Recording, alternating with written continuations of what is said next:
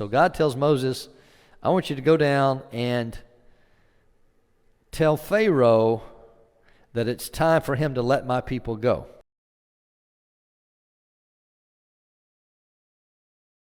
We're studying from the book of Hebrews, specifically the 11th chapter of the book of Hebrews, which is called God's Hall of Fame, or some people call it the Hall of Faith. And I won't read this little blurb here that we have on the screen. It's something we put up there each week. But this chapter is a listing of people that we call the heroes of faith in the Bible, people from the Old Testament who had particularly outstanding faith in some way or in some situation, sometimes over the course of their life, sometimes at a specific moment that is discussed.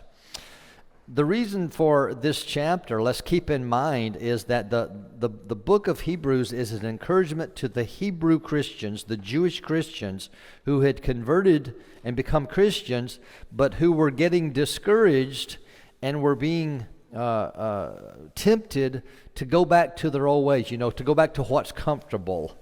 And so the book of Hebrews is written, and we don't know who the writer is. Some say that it's Paul, but we don't really know for sure who the writer is. The book of Hebrews was written to encourage those Jewish Christians not to turn back, not to go back to something that they had, because what we have in the New Covenant, in the New Testament, is better. And so this chapter is written pointing out all these great people of faith and all the tremendous faith that they had. And yet, even with all their faith and all the good things they had and that they did, they didn't have what you have. They didn't have the prize of Jesus Christ as our Savior. So, or the benefit of being in the new covenant. So that's the whole point of this chapter, is to point out all these people. And then when we get to the end, he'll talk about that, and we'll cover that in future lessons. Today, we're talking about one of the characters that's listed of the 15 or so people that are listed. We're going to talk about this man Moses. I had the privilege a couple of weeks ago to teach the lesson on Abraham, and today I have the opportunity to teach about Moses, two of the best known characters in all of the Bible.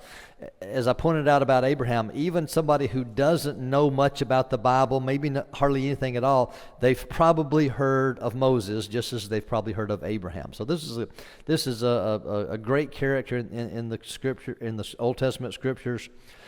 It's a challenge to teach this because there's so much information about Moses. So we're going to look at just some of the things that are pointed out here in the book of Hebrews about Moses, and we'll sort of follow the path that the text in Hebrews 11 talked to us about. I've titled it Moses' Faithful Choices. Moses made a lot of choices in his life, and those choices were based, I believe, to a large degree on his faith in God.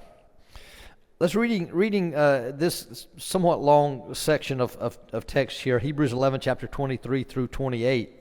It says, "By faith, Moses' parents hid him for 3 months after he was born, because they saw he was no ordinary child, and they were not afraid of the king's edict. By faith, Moses, when he had grown up, refused to be known as the son of Pharaoh's daughter. He chose to be mistreated along with the people of God rather than to enjoy the pleasures of sin for a short time. He regarded disgrace for the sake of Christ as of greater value than the treasures of Egypt, because he was looking ahead for his reward. By faith he left Egypt, not fearing the king's anger. He persevered because he saw him who is invisible. By faith he kept the Passover and the sprinkling of blood, so that the destroyer of the firstborn would not touch the firstborn of Israel." A lot of information in there. A lot of these heroes of faith, there's just one little mention about them in Hebrews 11. Just one little point. Abraham, when we looked at Abraham, there was several different points. In fact, 2 different parts of the chapter talks about Abraham. Here, Moses, it sort of goes through a big chunk of his life and talking about several different things that he did.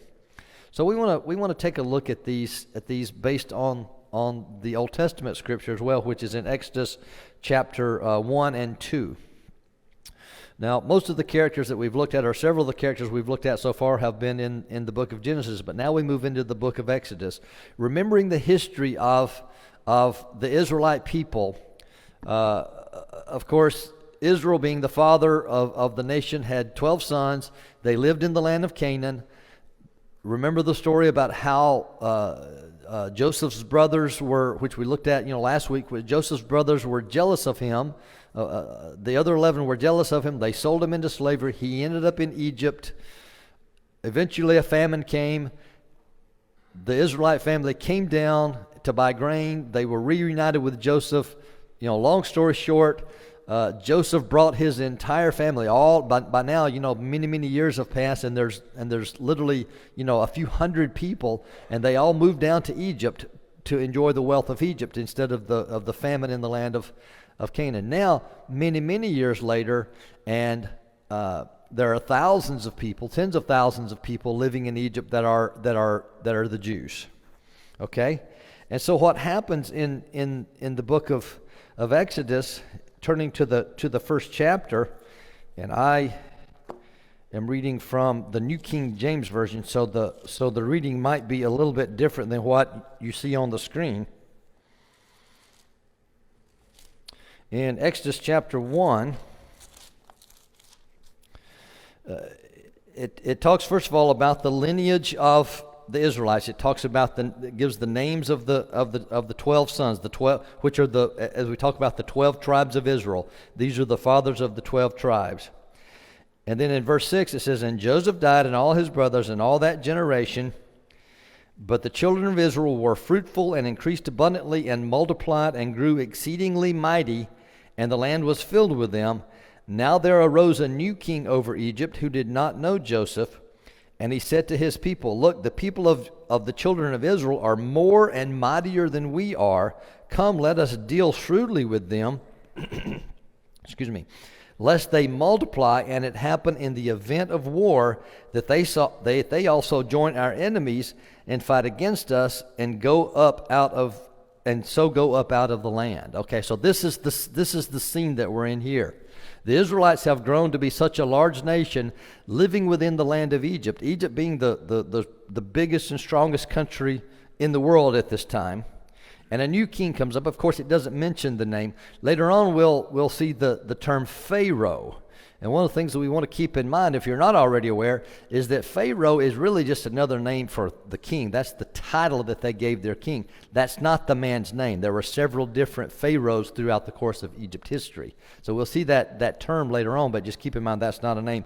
But this new king has come up, and he's apparently a very a good leader, and he's looking ahead, and he's very wise, and he realizes this is a threat to our nation. All these Israelites that are growing so strong, and we're basically, oppressing them, they could rise up against us. So he began to oppress them and really began to put them into slavery. And so over the course of time, the Israelites became enslaved within Egypt, and they were basically performing slave labor. So that brings us then to chapter 2, when Moses comes into the picture. Okay, so in chapter 2, looking first of all back in Hebrews chapter 11, the very first verse of the section that we read, Hebrews 11:23, it says, "By faith Moses' parents hid him for 3 months after he was born, because they saw he was no ordinary child, and they were not afraid of the king's edict." So what happened was, in the latter part of chapter 1, in chapter 1 and verse 8, I'm sorry, I've lost my exact verse that I needed here.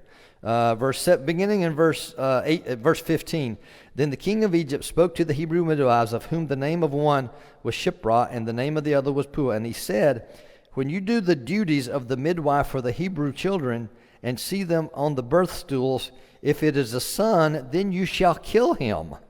But if it's a daughter, then you shall then she shall live.'" Hard to even imagine a king issuing this edict, but he's telling the midwives who are delivering the children, he said, when you see a child come out, if that's a boy, you kill that child. Okay? Evil as to the greatest extent we could imagine, We talk about abortion today and how horrible it is that the children are being killed in the womb. this king has issued a command that the children will be killed as soon as they're born if they are a male child, because he knows that the males could potentially lead up and grow up and become warriors, could become soldiers, and begin to lead the people against the Egyptian nation. So the midwives refused to do that. and it says in verse 20, therefore God dealt well with the midwives, and the people multiplied and grew very mighty, because the midwives had refused to do the evil thing that the king had commanded. In verse 21, and so it was because the midwives feared God that he provided households for them. So Pharaoh commanded all his people, saying, every son who is born you shall cast in the river, and every daughter you shall save alive. So basically Pharaoh said, okay, I'm not going to leave it up to the midwives. I'm going to tell everybody that's born, when you have a son, you have to throw that child into the river. Can you even imagine that happening in a day and time as this? Well, what do you think? How do you think the people responded?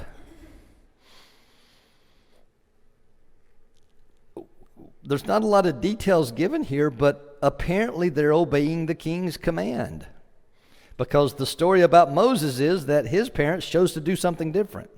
Reading in chapter 2, but apparently all of these women, because they were so afraid for their own lives, when they had a child and that child was a male child, they were killing that child by throwing it in the river. So beginning in chapter 1 of verse 1 of chapter 2, and a man of the house of Levi went and took as wife a daughter of Levi. So the woman conceived and bore a son. And when she saw that he was a beautiful child, she hid him 3 months. But when she could no longer hide him, she took an ark of bulrushes for him, daubed it with asphalt and pitch, put the child in it, and laid it in the reeds by the river's bank. And his sister stood afar off to know what would be done to him. Then the daughter of Pharaoh came down to bathe at the river, and her maidens walked along the riverside. And when she saw the ark among the reeds, she sent her maid to get it. And when she opened it, she saw the child, and behold, the baby wept. So she had compassion on him and said, this is one of the Hebrews' children. Then his sister said to the Pharaoh's daughter, shall I go and call a nurse for you from the Hebrew women, that she may nurse the child for you? And Pharaoh's daughter said to her, go. So the maiden went and called the child's mother. Then Pharaoh's daughter said to her, take this child away and nurse him for me, and I will give you your wages. So the women took the child and nursed him, and the child grew, and she brought him to Pharaoh's daughter, and he became her son. So she called his name Moses, saying, because I drew him out of the water.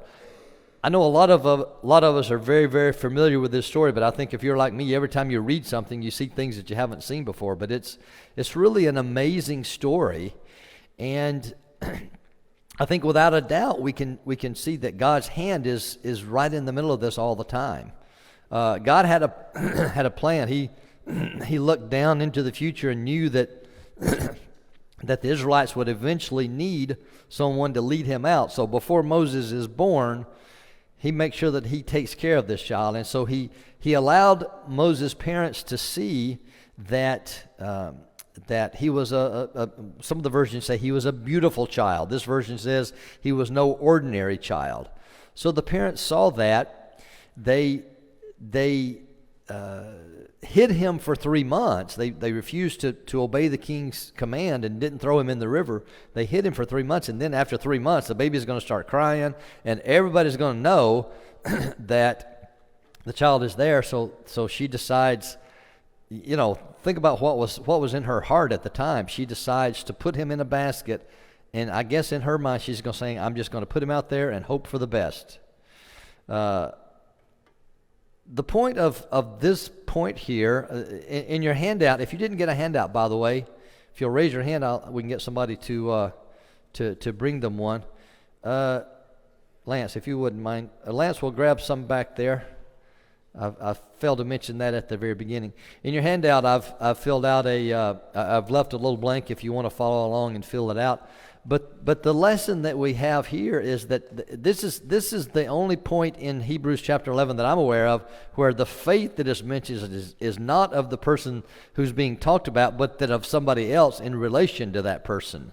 So Moses' faith, I'm sorry, the faith of Moses' parents, specifically his mother, in protecting him is the key factor in this point here. So the lesson of faith for us today is that we can't always depend on our own faith by itself. Sometimes, the faith of other people in our lives is important for our spiritual welfare. Can you think of any examples where that is the case? What are some examples where we have to rely on the faith of other people? Thank you, Lance. Do we have just enough? All right. Sorry for the distraction. I failed to mention that those were available at the beginning. What's an example of where somebody else's faith is important in our life? What about the same situation as Moses? Before we're even old enough to know what faith is our parents' faith important? Obviously. And I personally am fortunate enough to have been raised from the time I was about 4 years old. My parents were faithful Christians, and we attended, church services, on a very faithful basis. So I'm very thankful for that. And I know probably there are a number of you in here as well. But there's other circumstances. There's other people in our lives whose faith touches us and whose faith, I guess you could say, supports our faith. The people around us in our congregation, in our church. One of the most common commands, one of the most common themes in several of the New Testament books is encourage one another. Edify is the term that the Bible uses. God expects us to build up each other's faith. So, it's important for us to have our own faith, obviously, but without a doubt, I think it's correct to say that we need to rely on the faith of other people. Our preacher, our elders, we rely on their leadership, and that leadership is based on faith. So Moses' parents here, Moses' mother in particular, had at least a certain element or a certain type of faith. She could see something in this child, and she knew, I believe through God's intervention, through God's providence, if you will, I believe that she has some kind of knowledge that there's something special about this child, and I need to protect him. And so it's her faith, it's her parents' faith that's highlighted here rather than Moses' faith himself. Okay, any questions at that point? Yes? It's not a question, it's just a comment that I think the prayers of our parents got us to where we're at today. Absolutely. Because a lot of us had strayed and known God, but strayed away. But with their prayers, it moves us to get to where we're at today as Christians. Sure. Probably a lot of us could tell all kinds of stories about that, but the faithful parents and grandparents, a lot of times, are so important in our faith. And I know there are parents that pray for their children even after their children have gone away, turned away from the Lord. There are grandparents that pray, and sometimes that unwavering faith that someone who has strayed away, sometimes what brings them back is the knowledge of and the remembrance of that unwavering faith of that dear faithful grandparent or parent or aunt, uncle, or whomever it might be. Sometimes that's what brings somebody back. So that's a good example of how faith intervenes. Yes, sir. God had a plan here, and he planned this right from the beginning. I mean, he knew that Moses was going to be the great leader of the Hebrew nation, so he planned this whole thing. He must have put it into her subconscious something to put him in the river in that basket, and he had the daughter find the baby, and so it was all God's plan. Absolutely. One of the things I want to do also, and I realize that I failed to put the verses on your handout, so if you want to just write it on there, but in Acts chapter 7, does anybody know what happened in Acts chapter 7? Does anybody remember? That's the story of what we call the first Christian martyr. whose name was Stephen. And Stephen, the reason that he got martyred or murdered because of his faith is what martyrdom is. The reason he got murdered because of his faith was because he preached a sermon. And a lot of his sermon, he talked about Moses. So I want to sort of touch on that as we go through this. And I can already see we're going to run real short on time, but I've got another opportunity to teach. By the way, we've had to change our schedule just a little bit. I was supposed to teach this week and next week, Moses this week, and then the Israelites, which are mentioned in the chapter, next week. And my intent was to kind of blend the two together because it really talks about Moses, the Israelites relative to Moses. Unfortunately, I've had to change my schedule. We're going to have to go out of town for a funeral next week. So John Wharton is going to teach the lesson that he was supposed to teach the following week, and then week after next I'll come back in this. So if we have to split this up over 2 lessons, we'll do that, but I'll try the best to do as well as we can with what we've got today. So turn to Acts chapter 7, if you will, and let's just look at some of the things that Stephen said as he was preaching this sermon to a group of people, non-Christians at that time, a group of Jewish people actually. Acts chapter 7, beginning in verse 20, as he's talking through his lesson, and he begins to talk about Moses. He talked about how, in verse 18, how another king came up in Egypt. He talked about in verse 17 how the children of Israel grew and multiplied in Egypt, what we'd already talked about. And then verse 18, he talked about another king coming up, and how in verse 19 talks about how he dealt treacherously with the Israelites and oppressed them and put them into slavery, and then as he says here, making them expose their babies that they might not live, basically making them kill their babies. And then verse 20, it says, "At this time Moses was born and was well-pleasing to God, and he brought him up in his father's house for 3 months. But when he was set out, Pharaoh's daughter took him away and brought him up as her own. And Moses learned in all the wisdom of the Egyptians and was mighty in words and deeds." Okay, and then we'll pick up in verse 23 here with our next point. So basically, the 7th chapter of Acts gives us a lot of insight into this story. The thing I found about the Exodus account is that there's a whole lot of history, a whole lot of things that happen that we sort of have to read between the lines. So what's happened here is that, this circumstance happens.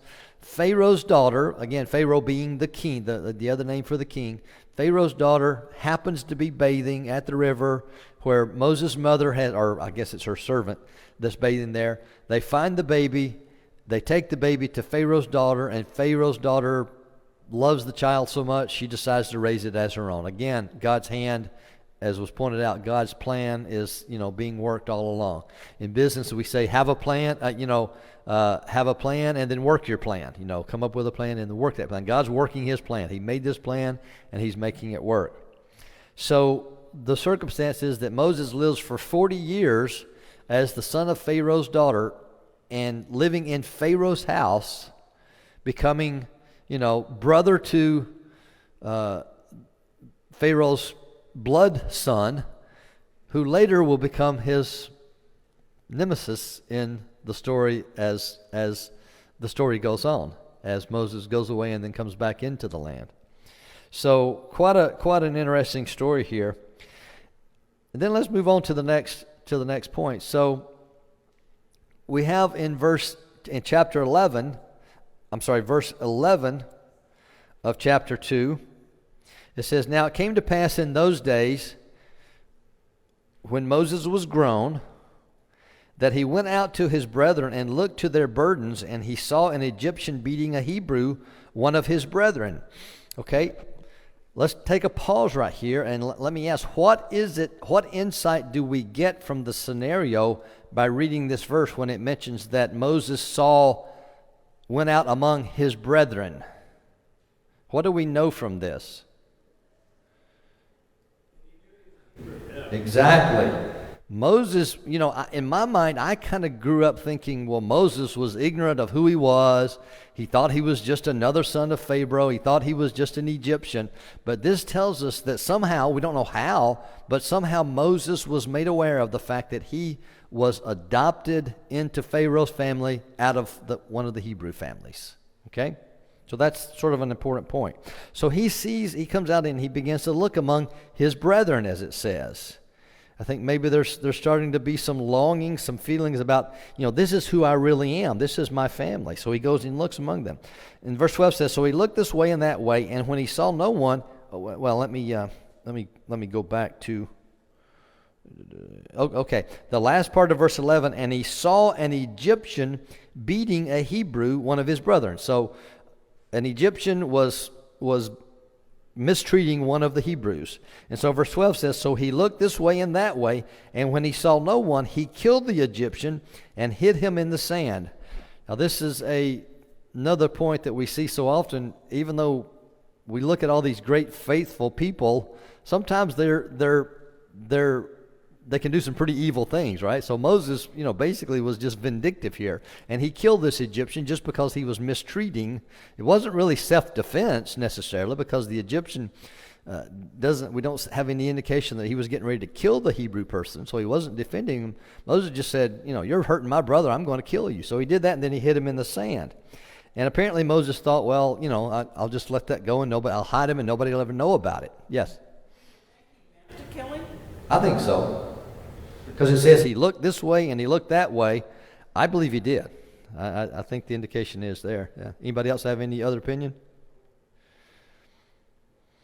Okay. So then let's look at verse 13. So it says, so he, 13. And when he went out the second day, behold, 2 Hebrew men were fighting.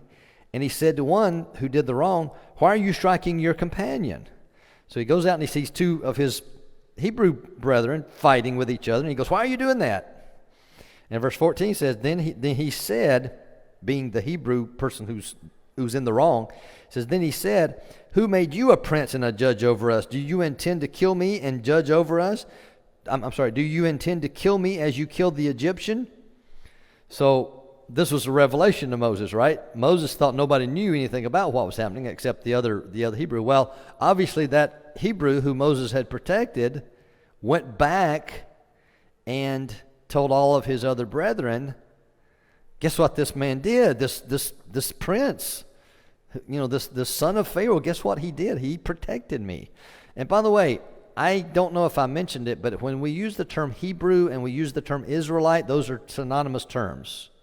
Okay, the Hebrews, the Israelites, at some point, and I'm not going to take the time, or do I necessarily know the history of exactly how they came to be called Hebrews, but Hebrews and Israelites, that's just 2 names for the same group of people. Okay, so Moses suddenly realizes, my secret is out. They've not shared the secret. They've not kept the secret. They know what's happened. So what happens to Moses? How does he react? He got afraid. He was scared. And so he in the next point we'll see that he eventually leaves. But here Moses, this is where this teaching in Hebrews gets a little bit of a challenge to kind of understand. Let's read the passage in Hebrews. Hebrews 11:24 and 25 says, by faith Moses, when he had grown up, refused to be known as the son of Pharaoh's daughter. He chose to be mistreated along with the people of God rather than to enjoy the pleasures of sin for a short time. So this statement sort of covers a fairly large little part of Moses' life here, because this exact point where he kills this he kills this Egyptian and then gets somewhat, called out the next day for it.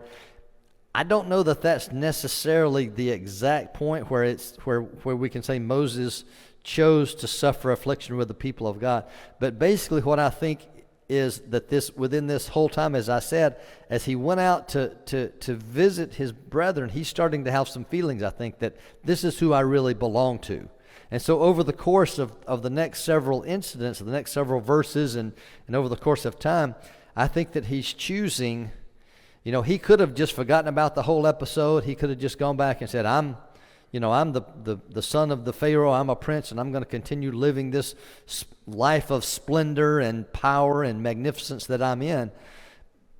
But through the course of these events, he made the choice to suffer affliction with the people of God. Now, we'll see in the next point that he ends up leaving, going out, living in the desert, basically. He leaves the splendor of the palaces of Egypt to live in the desert outside of Egypt. So, and a lot of negative things ended up happening to him. So he made the choice to suffer the affliction with the people of God. And this is a verse that we use a lot in Hebrews. Rather than what? Enjoy the pleasures of sin for a season. And the thing that we point out is that, no matter how bad we talk about sin, we have to accept the fact that there is a certain amount of pleasure in doing sinful things in certain circumstances. If that weren't the case, you wouldn't see the world, living in so many sinful scenarios, so doing so many things that on an immediate basis are pleasurable. And we could sit here and talk about all the different things that might be included in that. There's no point in doing that. We all know, what things people do that people find pleasurable. Moses chose to suffer affliction rather than enjoy the pleasures of sin. And the point for us today, of course, is that when we choose faith, sometimes that means that we're going to suffer in some way. We teach our young people, our high school age people, when they're faced with what we call peer pressure and how that if they choose the right path, they might not be as popular. That's in a sense, that's suffering a type of affliction. They may get made fun of. And I've pointed out more than once that, that peer pressure doesn't go away when you graduate high school. It's always there. And sometimes in our careers, we make the right choice and we live by faith, and the result of that is our career may not advance as well as the guy sitting next to us who's willing to participate in all of those things. Maybe being dishonest in business, maybe participating in events that Christians have no business being in. Making the choice to be faithful and to avoid sin means that in some way, whatever it might be, there's going to be some suffering that comes along. Obviously, the reward for our faith is far greater, outweighs that suffering. Okay, any questions or points at this point?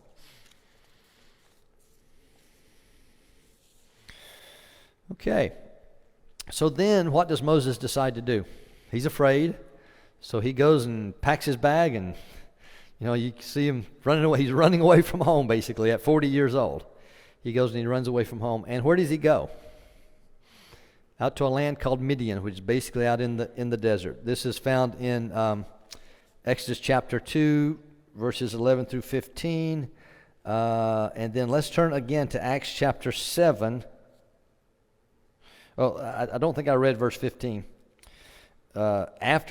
After Moses became afraid, it says, when Pharaoh heard of this matter, he sought to kill Moses. So this is something else that we a lot of times don't think about. The news of this scenario came back to Pharaoh, and Pharaoh knew about it. So what did Pharaoh realize here?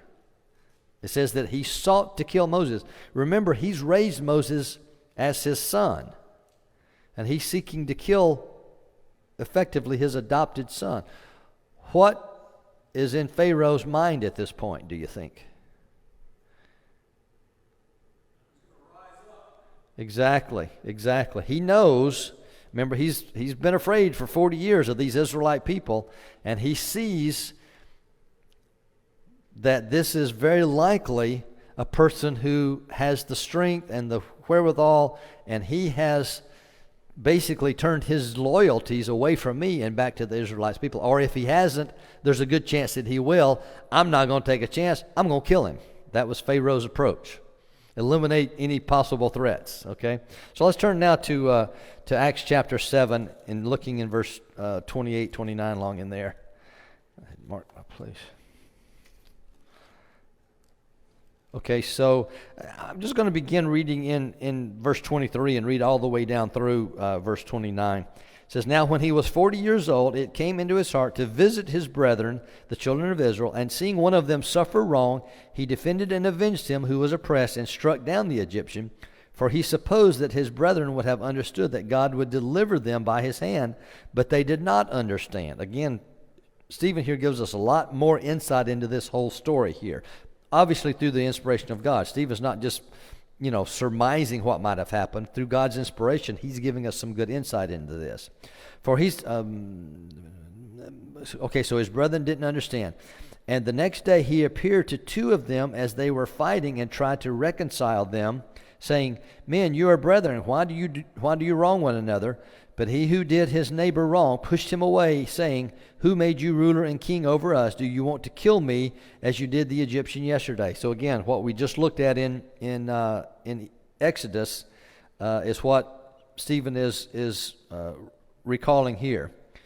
Verse 29, then at this saying Moses fled and became a dweller in the land of Midian, where he had 2 sons. Okay, so if we look through the end of the chapter there of chapter 2 in Exodus, it tells a story of how Moses went out and began dwelling in Midian, beginning in verse 16. Now the priest of Midian had 7 daughters. Begin verse 15. When Pharaoh heard of this matter, he sought to kill Moses, but Moses fled from the face of Pharaoh and dwelt in the land of Midian, and he sat down by a well. That's a strange phrase to me. He sat down by a well. I think that means he made his like a temporary dwelling place there, because it doesn't really say what happened after he just sat down. But then verse 16 says, now the priest of Midian had 7 daughters, and they came and drew water, and they filled the troughs to water his father's flock. Then the 2 shepherds came and drove them away, but Moses stood up and helped them and watered their flock. When they came to Reuel, their father, he said, how is it that you have come so soon today? And they said, an Egyptian delivered us from the hand of the shepherds, and he also drew enough water for us and watered the flock. How did they know Moses was an Egyptian? Obviously by the way he clothes. If you look at the history, you can look it up online or read books or whatever.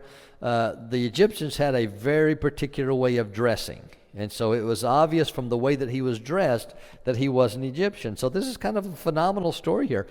They didn't have any idea who Moses was. Just some Egyptian as far as they knew. They didn't know he was the man who had been raised as the son of the king. So he said to his daughters, and where is he? Why is it that you have left the man? Call him that he may eat bread.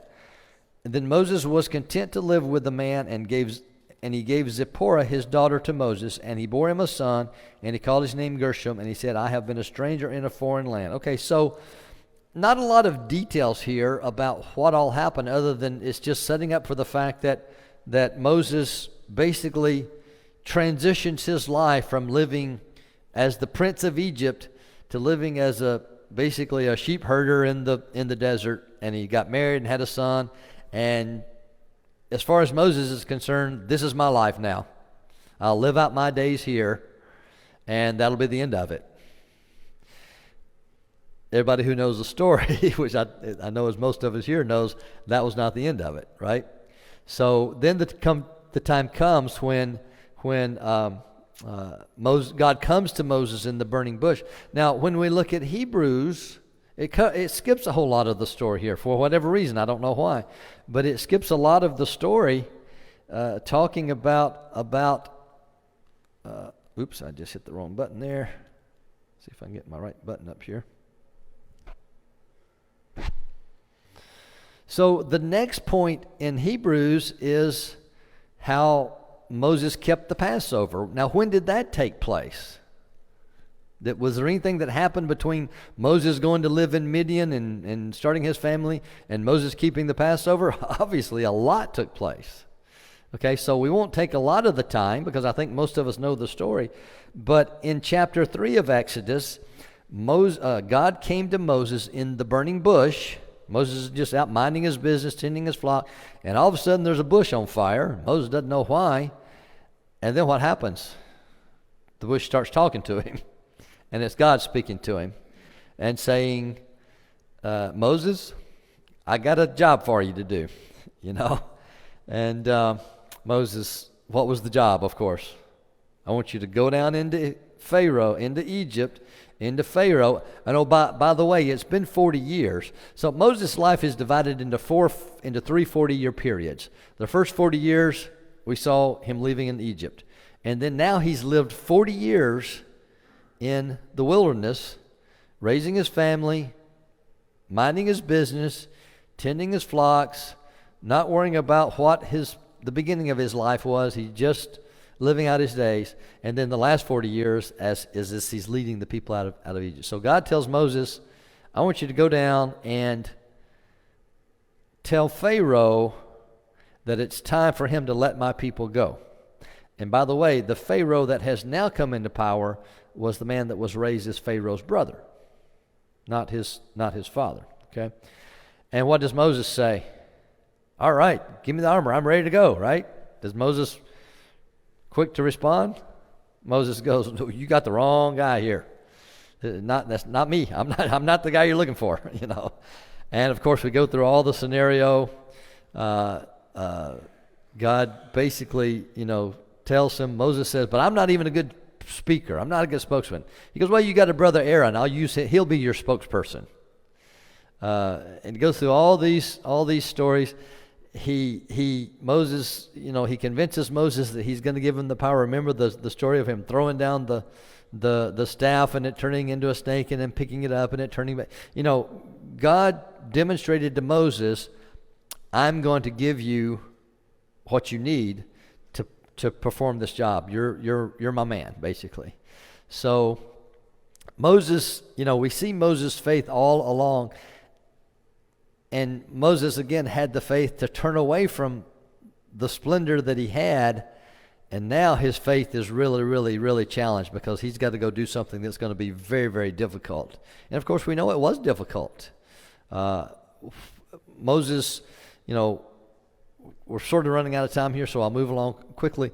Moses went down to Egypt. He went to the Pharaoh, and he said, by now the Pharaoh has really oppressed the people, and he's really put them in slavery. He's treating them really bad.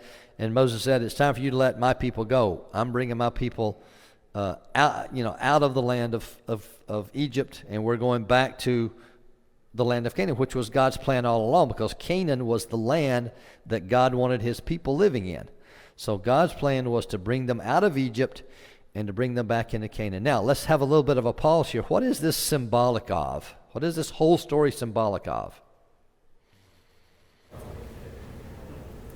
When the children of Israel are in slavery in Egypt, what is that symbolic of? Or is the Bible term is that's a type of? Think about the Christian's life. When we're in bondage, what is it that we are in bondage to before we become Christians? Sin. So the living in the Egypt, in the bondage in the Egypt, that's the bondage of sin that we're in.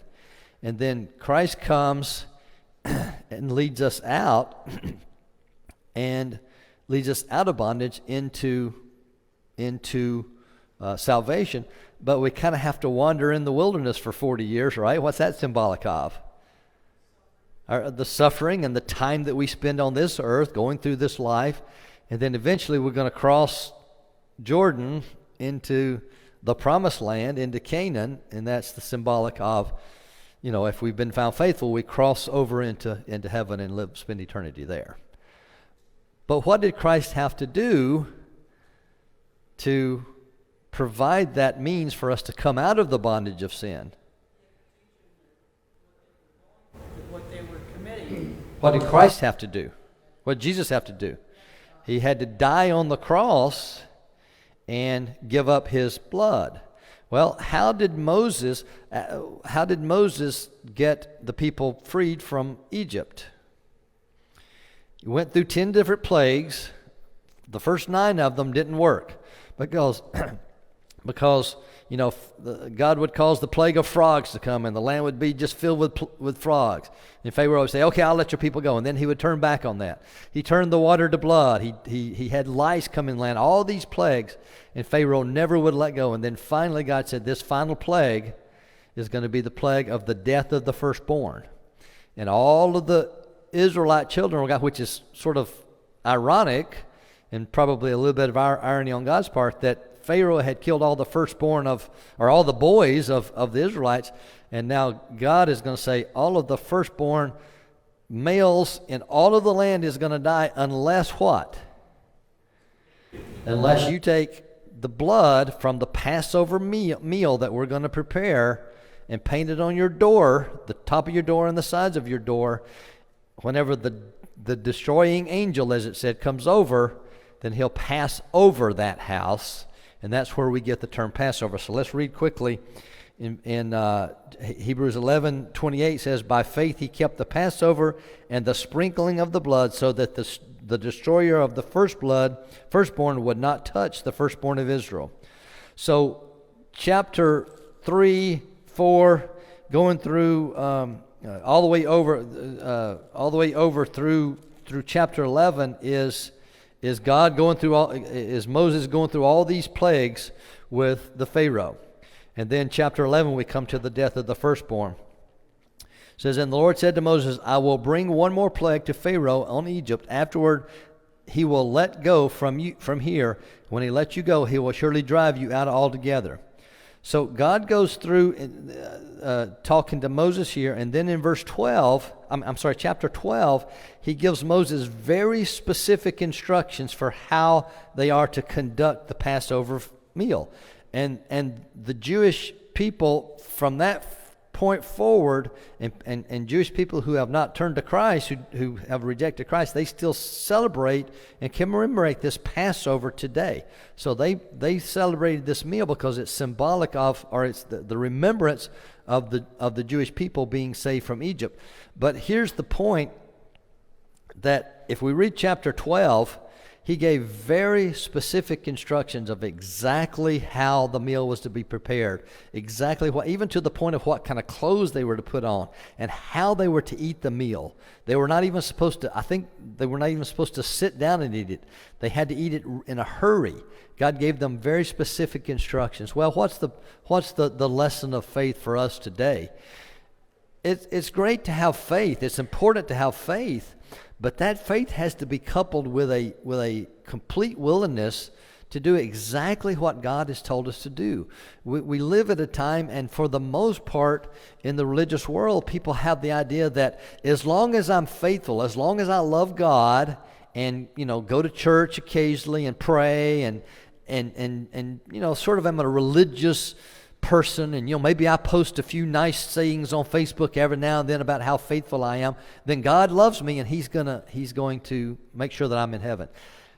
That's not what the Bible really teaches, is it?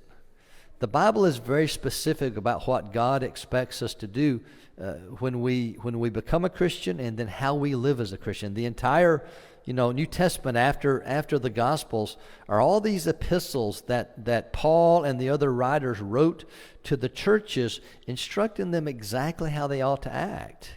The reason that we gather here today on Sunday morning, and the reason that we partake of the Lord's Supper, the reason that we give of our means on Sunday is because that's what is commanded in the New Testament. So faith has to be coupled with obeying God's instructions exactly as he's given them to us. And that's not always necessarily easy to ascertain in the New Testament, but we do everything that we can to follow God's instructions. Comments or questions at this point? I have something. God was involved throughout this whole story. I think I remember it saying that God hardened Pharaoh's heart, and he decided not to let them go after several of the plagues.